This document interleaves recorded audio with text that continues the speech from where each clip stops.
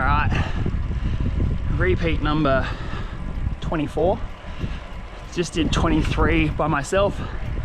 Toby had finished his 10. Cam had finished his, who knows, 15 maybe? Somewhere like that, somewhere between 10 and 15. Nuts. Can't thank them enough for hanging around for that long. Ridiculous, really. Like, why would you want to? Yeah, feeling good after the break. Back's feeling a little bit tight. I didn't really stretch that when I had the break, but I'll have another break like that when we hit 30, just to really pace ourselves. But yeah, feeling good. You know, just trying to, everyone's been asking, like, you know, you pacing it to power, speed, time, heart rate. Heart rate's been my biggest gauge. Trying to keep my heart rate below 150 seems to be pretty good. These last couple since the break have been a bit higher, but I know my heart rate will naturally raise. Well, I think it should. I think it's right. Will naturally rise as the efforts go on.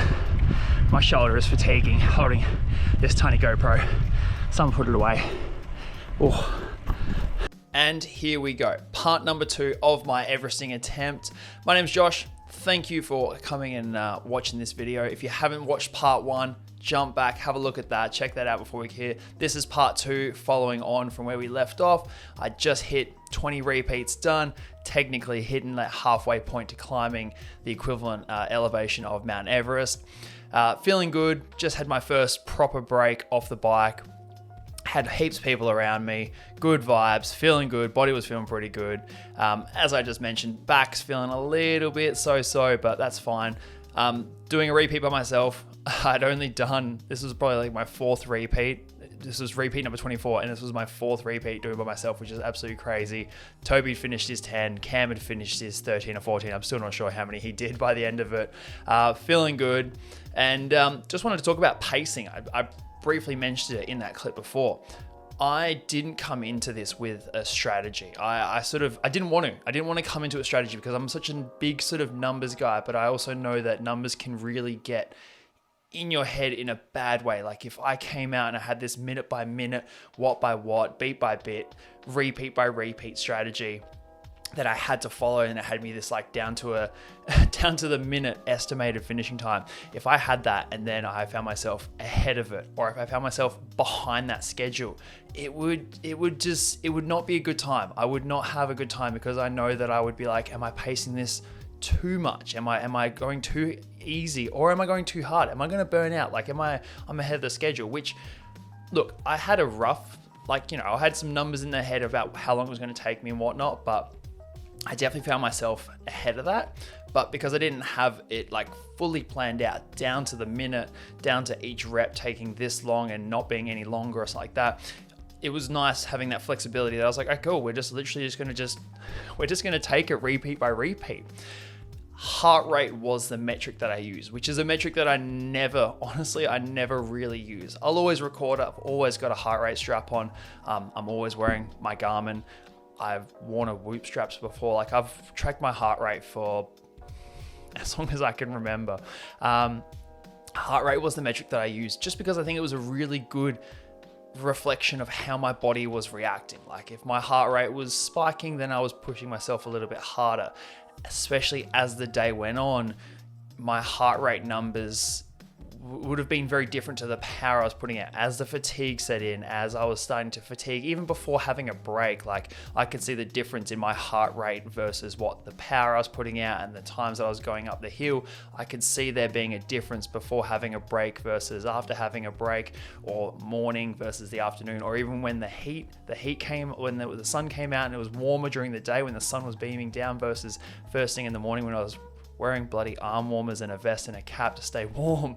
I could see all that. So keeping it following my heart rate was actually a really good choice that I was actually really proud that I made, because it was it was how my body was feeling at that exact moment. Like I knew from the start of the morning, the first few repeats, sort of keeping my heart rate in the 140 range was really good. I didn't want to let it go above 150, and I sort of went, cool, let's just try and keep it below 150. It'll sit in the 140s. There'll be some sections where it might drop down to the 130s, and that's all I really wanted to do. So if there was ever a point on the climb where my heart rate sort of creeped up to above 150, which was pretty much any time I ever pulled the camera out, because I was always talking, got my heart rate up, or when I was actually talking to someone just that I was riding with, which was kind of it was good because it was a distraction, but then it was also not great because my heart rate was creeping up above 150. But if I did notice it, I just backed off the power a little bit. I didn't think, oh, I'll push through it to the next corner and then I'll ease back. No, I just eased back, took a second, just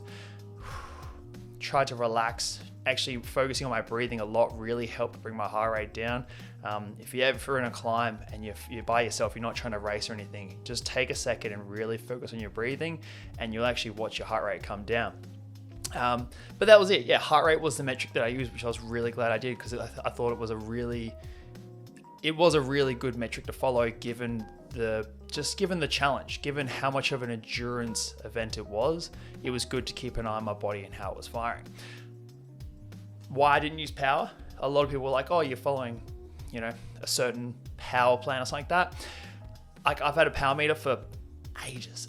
Like I've had a power meter for longer than power meters have been readily available for. I love my numbers. I'm a huge data person, which is why I didn't want to come in with a minute by minute plan, because I knew that the numbers would get in my head, regardless of being in front or behind of it. Same reason I didn't use power, because I didn't want to push myself and be like, oh, I need to keep 250 watts the entire time. I need to keep 260. Oh no, I'm up at 270. I need to drop it back down right now. Oh no, I don't have a gear to drop it back down. So it was just sort of nice that it just sort of follow my heart rate and just trying to keep it in a real kind of steady level the whole way through. My pacing actually was probably the thing that I was most proud about, actually. Like it really was. Like some of my times up the hill, like my average time up the hill was 13 minutes and 48 seconds. My average time down the hill was 3 minutes and 8. With the exception of some extremes on the outside where I had some people join me for a slower repeat, or some of the repeats I went by myself where I went a little bit faster and harder. I pretty much stayed in that 13.5 to 14.5 minute block range there for 90%. Like literally I was staying in like 13 minutes something for a lot of my repeats, a lot of them. Like some of them just tipped into 14, a lot of them in the 13s.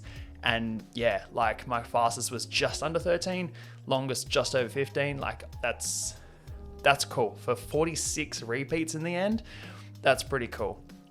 The descents were the same. I never really pedaled, so it was literally just making sure that my braking was pretty much the same. A couple of corners I kind of came into it just, I guess, a little bit too relaxed or not paying enough attention, so hit him a little bit hairy, but my average time down the hill was 3 minutes, 8 seconds. 2 minutes 50 was my fastest, and as you can imagine, my slowest one was the first descent when it was pitch black and I was following my light, which was 3.5 minutes, but managed to hit like a max speed of about 80 k's an hour, averaging in the 70s for most of them. So yeah, that was pretty much my pacing, following heart rate the whole way through. Not power, not speed, not timed intervals. Like it all sort of coincidentally, they all stayed really consistent, but the only metric that I was actually paying attention to and actually letting dictate my pacing up and down the hill was my heart rate. So yeah, that's pretty much the way I paced the whole challenge. All right, heater's on. Sweating, glasses dirty, very sweaty, sweat in the eyes. Repeat number 25. Have Team Underwood with me.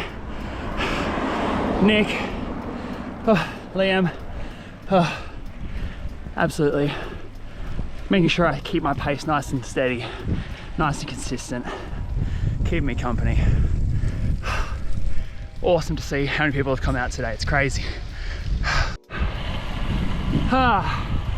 Lap 27 done. Got some new friends. Got Shannon and Dylan from the studio. Come all the way out, joining us in. It's Dylan's first hill. What a hill to choose. What a hill. All right, let's go down.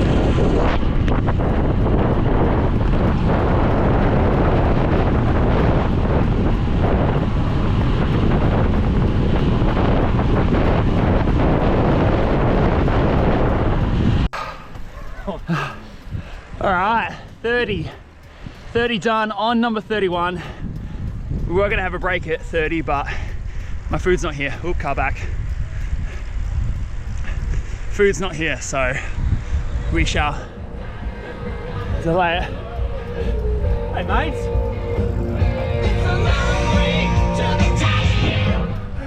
How we doing? Good, mate. Having a break next time. Toby's back for more. Luke's come back with a bike. And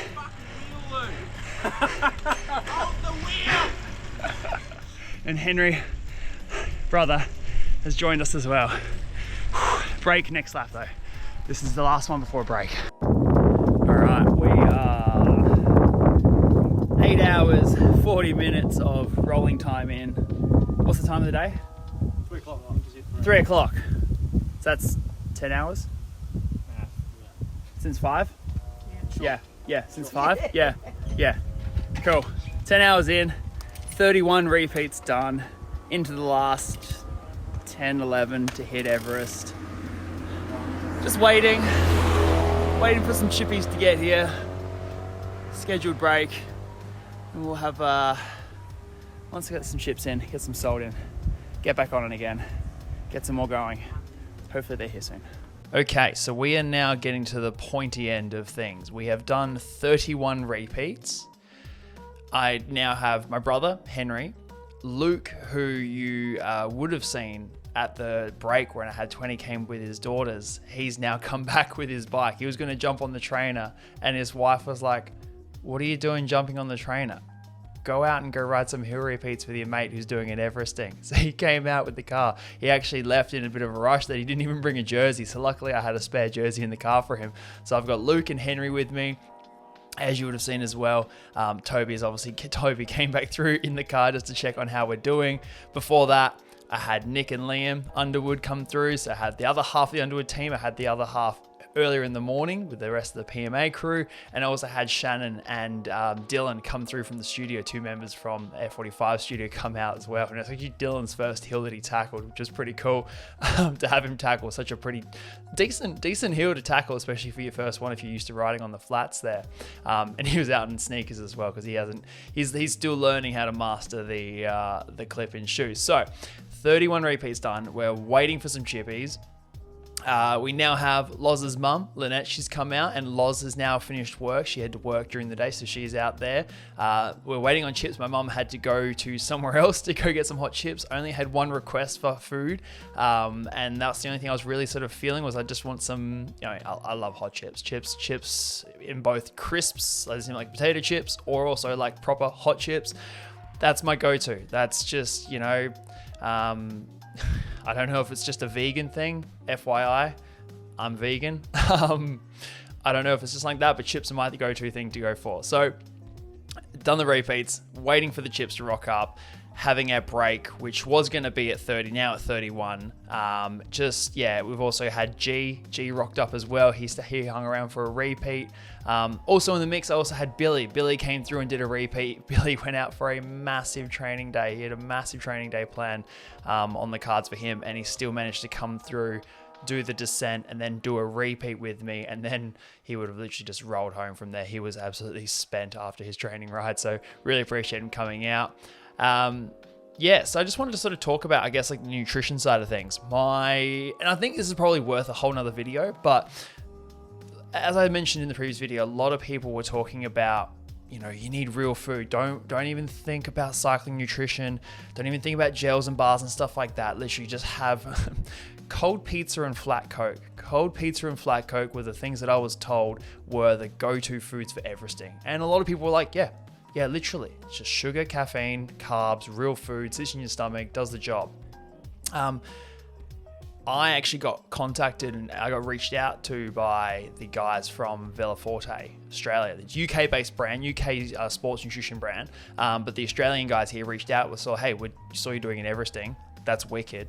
Do you want some stuff, and I've used their products before, and they are amazing. Like they are the exception to sports nutrition. Everyone that says don't use sports nutrition brands because they're not real food, like, you know, it's just glucose and syrup and sugars and real basic carbohydrates that are going to upset your stomach. You know, if you have too many gels, you're going to have a bad time, kind of thing.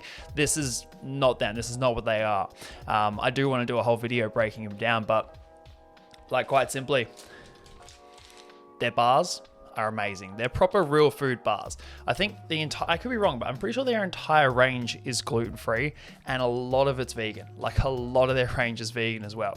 Their bars are amazing. The flavors are crazy, and they actually are real food bars. Like, a lot of them are just literally like dates, nuts, seeds, real food. Their gels are awesome. My only gripe is that I'm still yet to really master how to actually rip a gel wrapper open. No matter what brand, I'm yet to master that. But anyway, their gels, they're such a small serving size, but they still pack 20 grams of carbs. And they got wicked flavors. They do this beetroot and lemon one. It's what you want when you're on the bike for 15 hours and you're starting to not taste things right. You need something that's just beetroot and lemon. It's like a palate cleanser. They also do, of course, powders, both carbs, electrolytes, caffeine, all of the above, some combination of the both. And they do these wicked chews. So these chews are 40 grams of carbs. There's 6 little chews in here. They're super soft. They almost dissolve in your mouth. And the flavors across the entire range are just crazy. So, you know, like they hooked me up. I would buy their stuff. I have been buying their stuff before this anyway. So, you know, I cannot say thank you enough for hooking me up, because really, like, that's all I ate while I was on the bike. Like, every 1 to 2 repeats, I made sure I consumed a piece of their range, whether it was a bar or a gel or a chew, or I made sure my bottles had that in them. That's what I was using. On top of that, my real food snacks that I bought, Sour Patch Kids, salt and vinegar chips. I had salt and vinegar Pringles as well. I had the cookies my mum brought. I had the pancakes Loz made for me the night before. That was pretty much it. I really didn't eat that much of the pancakes or the cookies. The chips, I just wanted that salty fix, because I love like potato chips. And then of course I got the chips now that we're waiting for. I did the math. I ended up eating about 6,000 calories, including my breakfast. My breakfast the morning of was about 1,000 calorie bowl of cereal. It's a bowl of cereal with some oats as well. And I actually make a protein smoothie to have as the milk. So berries, milk, protein, powder, berries. Yeah, make a smoothie out of it.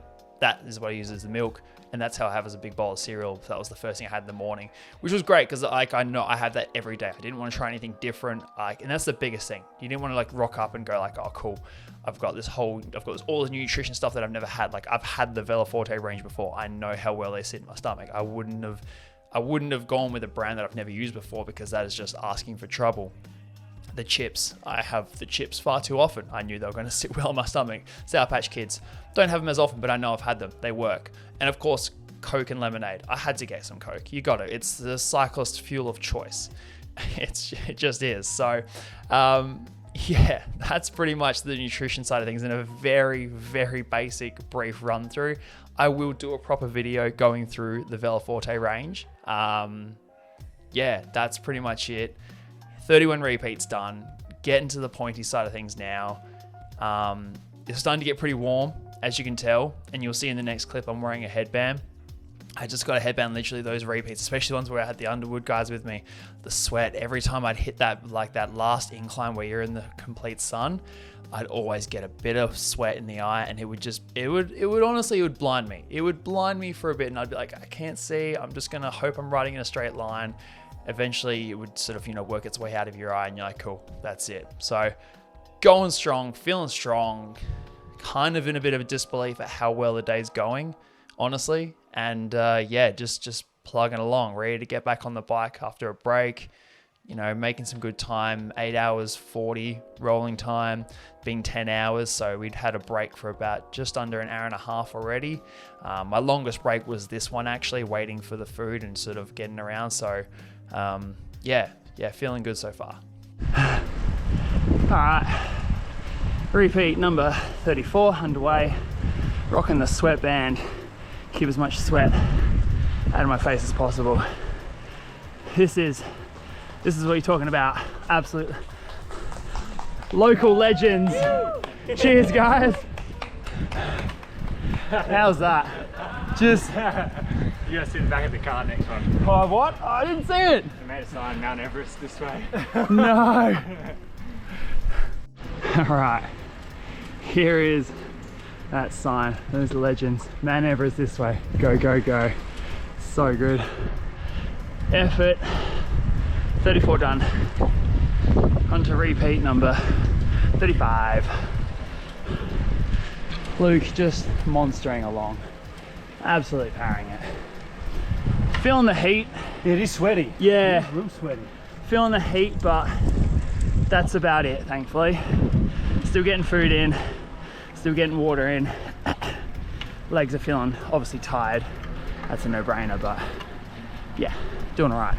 Okay, so I have to give an absolute shout out to the Hurley family, Kerry, Mike, Madison, and Jackson. They live on the street that I was climbing up and down, like literally in that suburban section there. And they just all of a sudden just started being at the front. They were just at the front just cheering me on, and I was like, okay, cool, you know. And then they were there for more repeats, and they actually had deck chairs set up. And then they decided to actually drive up to the sort of flat section, and they got a drone out, and so we came up with one repeat. It was actually the repeat that I was going to stop and be like, you know, oh, do you know what I'm doing, or like, how did you find out, like, why are you guys like being such awesome legends? And then they were up at the flat section filming with the drone, so we just kept riding through that time. So yeah, you see the drone footage right now. Obviously they told me multiple times it's their first time using the drone, so the footage isn't that great, but it's just wicked that they actually came out there. But literally between the four of them, there was I can't even remember when they first started being there, but it was essentially pretty much halfway throughout the day, so pretty much 20 repeats on, there was someone there, and they were there all the way until the very end, like literally until my last time I went past and said, this is my last time. The mum, Kerry, she was there, she had dinner. She was literally, because I mean, I finished late in the afternoon, you'll find out. She was there literally with dinner, glass of wine, just sitting there, just watching me go past. Like, she got a few clips as well. She even sent them through, and of course they sent through the drone footage. So just gotta give a massive shout out. Like, honestly, that was so unexpected, and it was just another massive mindset morale boost to just have complete strangers. They knew I was doing an Everesting. Just come out and be like, yeah, cool, you know, we're gonna support you. So massive shout out to them. All right, that's 40 done, on to 41. Been joined for the last two by the infamous Ride Adelaide. Hello. James. Absolute legend, helping me get up to this milestone 40. Whew. Speaking of legends, Yeah, look at this one. and here we go. Got the baggies on there, mate. Yes, I'm coming straight. What a vibe. What a vibe. That's gold. Absolutely, yeah. And you bought a climbing bike as well? Well, funny enough, it was a new bike day for me today, but I didn't want to use the new bike because I want to check it out properly. Ah. It's in the back of the car. but Ooh. What is it? One of those new Solists. Oh, mate. Wow. Loving it. I think it's pretty cool. Whew. You bought it Yet, new? so I don't know if Going I'm alright. yet. Going alright. I got the front. And of course, I have the amazing Soigneur Luzzie bring me over some treats, because I don't want to leave the side of the road with my GPS to go to the car over there. So yeah, hey, that's number 40 done. Technically, like off of Strava data, I'm like, once I get halfway up, I'm done. But Garmin only says 8121, and watch Garmin says 8206, and this is the dilemma that I'm in, is that the data's wrong. Well, not wrong, but my Garmin's only giving me just over 200 meters, whereas the Strava segment is like, you know, verified or whatever at 220, and that's what technically Everesting works off of. So I don't know. I can't really stop until the computer says the right number. But then by doing that, I'm really getting close to the 10,000 verified number. So I think it's just a matter of how do the legs keep going? How long? I think that's the biggest question. Yeah. Okay.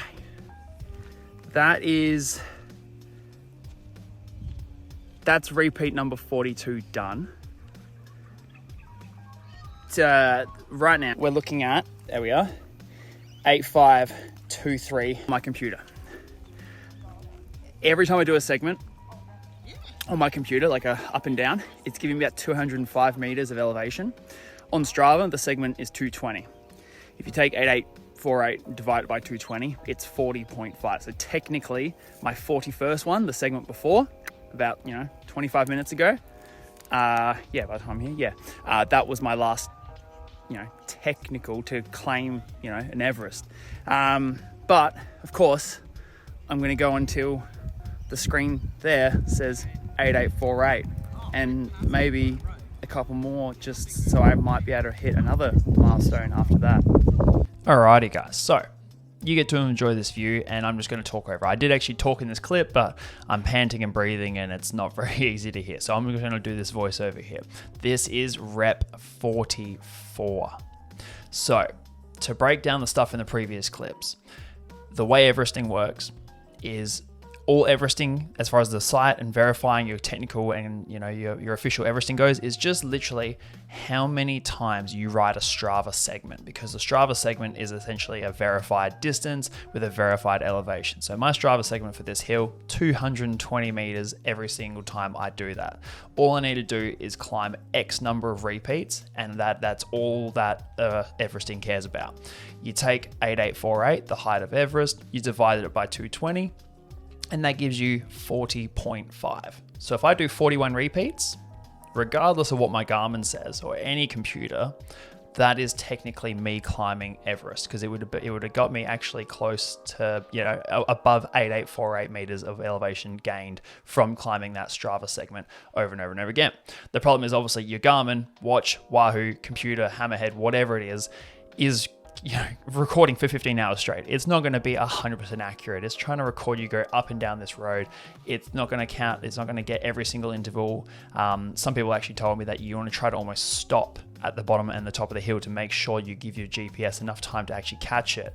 But I just made sure I always went past the top and past the bottom of the hill to make sure I always get that segment as well. So that's pretty much the dilemma. It's like, do you just stop? Like if I did that 41st repeat, my Garmin would say 8 something. It wouldn't say Everest. And then you go, okay, cool. Well, I want to go until my Garmin actually says the Everest height elevation, 8848, which for me would be this repeat here, which is 44. But doing 44 repeats gets me well above 8848 as far as the Strava elevations is concerned. So as far as the number of repeats I've done with Strava is concerned, I'm doing well above that. And what I'm actually making my way towards is the next goal in the world of Everesting. If you can do 8848, the next goal is 10,000 meters. If you can do 10,000 meters in the exact same conditions, one ride, has to be the same hill, resting as much as you want, no sleep, all that sort of stuff. 10,000 meters is the milestone that people always talk about. Like, well, if you're going at 8848, you might as well stretch yourself to 10,000. It's a big difference though. There's a lot of difference there. Like for example, for me, that's another 5 repeats of this hill. So it's not nothing to absolutely snub your nose out there. You know what? I'm actually I think this clip's about to end, and I'm gonna let you guys hear, because this is my last descent down, and I want you guys just to the audio to get it going, and then we'll jump back in again. All right, last descent down, rep 45. Just finished. The sun is looking spectacular. Last time.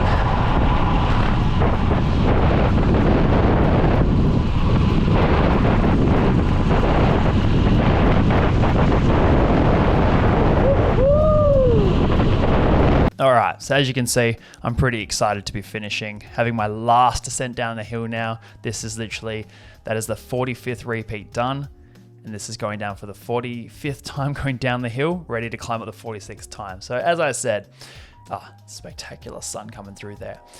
Climbing 10,000 meters. That's the next goal.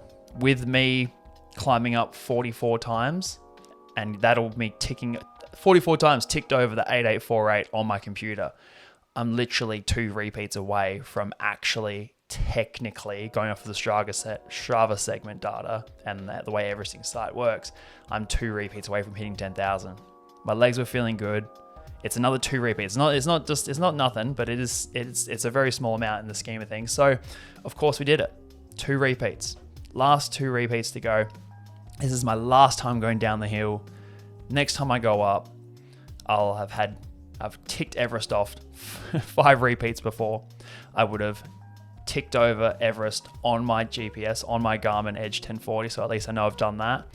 And when I hit the top, not only would I have finished in Everesting, but I would have also hit a massive milestone that I didn't even think about trying to look towards this. Of course I wanted to, but I didn't even think it was possible, of climbing 10,000 meters of elevation in a single ride. Going past the little base camp there, you had Lozzie, my mum, and my mum's friend Sandra. They came out for the entire remaining 10 repeats. They've pretty much been there from, pretty much the last 10 repeats. Coming down, last time coming through this suburban section, flying down the hill. It's been my last time going past and saying, see you to Kerry, just on the side of the road. She'd be right there, pretty much, right off that truck, just there. Yeah, coming down, it was, it felt good coming down here. Last repeat and just sort of going, wow, like what a massive day this has been. Literally, obviously, what a massive day this has been. But get to the end, I'll play the audio again and we'll get back into that last repeat. Oh. All right. Lap 90. Divide 90 by 2. You get 45. 45 repeats. Done. 46 going up right now. I don't need to come down. I just need to finish the segment. And there I was, 45 repeats done. Just finished the descent, turned around and heading back up for my last climb, my 46th repeat of the same road in one ride, one time riding up the hill. To paint the scene, so I had set up a base camp. Pretty much I had our car, Loz and I share a car, so I had our car parked on the side of the road. That was like my mini base camp the entire day, so I had all my food and stuff in that, which was really easy. Anytime I wanted to stop, I'd stop on the way up the hill. Throughout the day, between my mum, who was there, so literally my mum has been there since repeat 20, so she's been there for 26 repeats.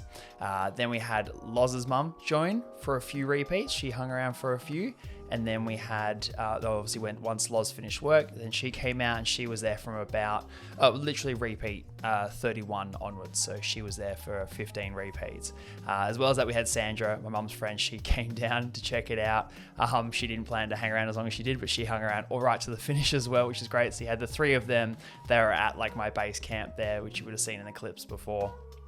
And just, making sure, just if I needed a bottle, just sort of yelled out, can I just grab a fresh bottle? They brought it over to me, and just so I could keep riding through the entire time. So last repeat, heading up the hill, just feeling pretty good, feeling really good actually, just literally just rolling through. They drove to the top just so they could, obviously be there for me. They actually, I'll overlay these clips right now, but they actually grabbed the roll of toilet paper that I had for if I needed to, do the old outback bush bog kind of thing. They grabbed the toilet paper and held it across the road as I crossed to make some sort of finish line, which was great. But they actually, and you see, like, that's where you thought the finish line would be. That's probably where the Strava segment ends, but I of course just wanted to keep going further just to make sure I get that last little bit, to make sure I don't cut the segment off. But yeah, that's it, guys. I did it. Not only did I climb Everest, but I climbed 10,000 meters. Like, it's done and dusted. Which just, as you can sort of see, like my mood didn't really change throughout the day. Like, I just sort of, it was just the easy way to put it was just a really good day. It was just literally a really good day. I cannot thank everyone and anyone that came past. Like, there are people that I haven't even mentioned that came past, whether they came for a drive past, they just rolled down the hill and yelled out, yelled something at me, or they joined me for one repeat, let alone 10 plus repeats. You guys made the day what it was, really, literally. Like, it wouldn't have been the day it was. And yeah, I can't even, I don't even want to compare my Everesting to other people's Everestings, because I know that it was just such a, I think that's the way you got to do it. You got to get everyone out behind you. You got to get people coming out and doing what they call Sherpa duties and going up and doing repeats with you and just keeping you company the entire day. Like, don't get me wrong, it was kind of nice to do the last 8 repeats by myself. That was actually really kind of like nice, just to sort of finish it by myself, just, going up the hill by myself at my own pace and just sort of having that little bit of a, not a mental battle, but just sort of going, yeah, cool, just one more down, let's go, another one more down, just keep doing that repeat and coming down the hill. So yeah, but thank you to everyone that came out. Honestly, you guys made the day what it was. Obviously, a huge thank you to my support team that were at base camp, pretty much. My mum, Lozzie's mum, Sandra, like, thank you all for coming out and, just being there. Honestly, just great to just have someone there other than just having a car that's just locked up and no one to sort of help. Just little things like just filling up a water bottle or just bringing over the snacks. Just, it made just all that little stuff adds up greatly across the huge day. So, stats. I'm not even going to try to recall this stuff. So I've got the old trusty iPad here. So I did climb 10,000 meters.